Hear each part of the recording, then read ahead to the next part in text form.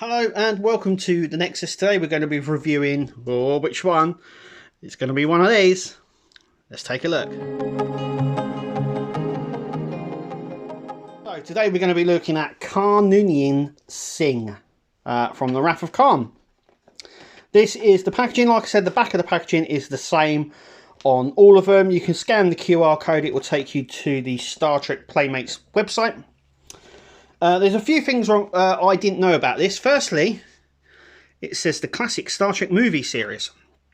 So it looks like the film series will be sort of adjusting, but are sort of different than the rest.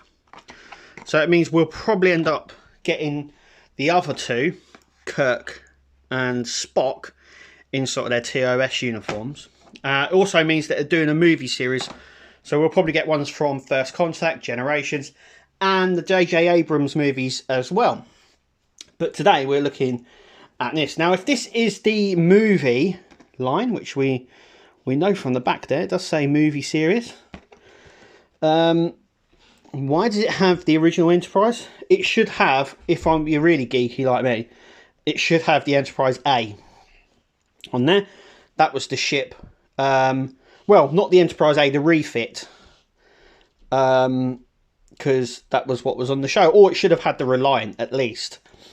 Anyway, this is the European or UK packaging. Like I said, if you click this in the US, you have the retro style packaging, which is slightly bigger, I do believe. And stuff like that. But obviously you get everything here. There's Khan himself. So, let's crack him open. And see what it looks like. There is no real pretty way of getting it out of that box, but it's there. It's not pretty. Don't look at that. But yeah, I'm an box collector anyway. So we get the Delta badge here. They're the same for every. These are the same generic badge for, I believe, every figure. Like I said, the original ones would have come with the con badge for the show or film, and they would have also said their name. This doesn't say their names on it.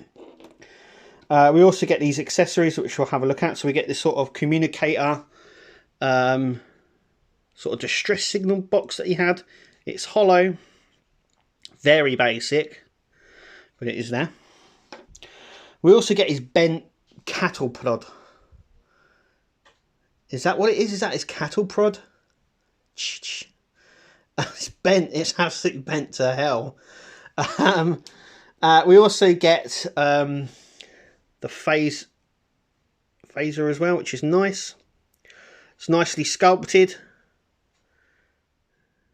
like that. And we also get a bowl of grubs as well, just there, which we obviously saw in the Wrath of Khan. Now let's have a look at the figure itself. I've got to say, I'm impressed. There's a few issues maybe. I think the collar, you can see on the packaging, that's why I really kept it here. He has a scar on his chest and the collar's a little bit bigger. But I think overall, I think for the size, for the scale that they've gone for, I think they've done all right. And I think as well for the price, this is £12. I reckon these could go up lower than this, but I mean for the price point, it's perfect. There's a load of detail on him as well. So he's got his pendant there with the TOS badge there. We've got his bag, and the camera decides not to focus properly. Hang on, there we go. He stands really well. The back of him, he's got the little information on the back there. It's not totally noticeable, to be fair. And then we have sort of the connections for his wrist there. We've got his glove. Once again, it's really nicely sculpted. I've got to say, overall this figure is really nice actually, sculpt wise. I've seen a lot worse on a lot more of it expensive figures. I don't know if they've done a lot of paint work on the front and then sort of left his back section a bit plain maybe. Especially with the weathering. So we've got all this weathering, but we've got nothing on the back. it is what it is. I don't think you're going to be splaying it backwards anyway. To fit him on, he has 2 foot pegs. He also has a number at the front of his feet, but obviously we don't know. That's probably down to production and stuff like that. And he just sits on it like that. And he stands really well, actually. I'm really surprised how well he stands. Because he is he feels very loose. So we have a little bit of wrist movement.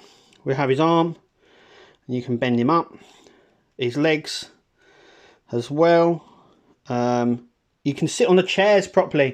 Do you remember the old figures? They used to have these sort of weird legs where they would sit like this. Every time you went to bend their legs, it would do that. I mean, it was so annoying, especially trying to get them to sit in that. But I mean, he stands really well. I said that just as he fell over. He must be listening. Come! There you go, you can get him to stand. His phaser, it's a little bit big for that hand, I've got to say. It probably sits better in his glove hand, to be fair. Yeah, it looks like his glove hand actually fits it a lot better.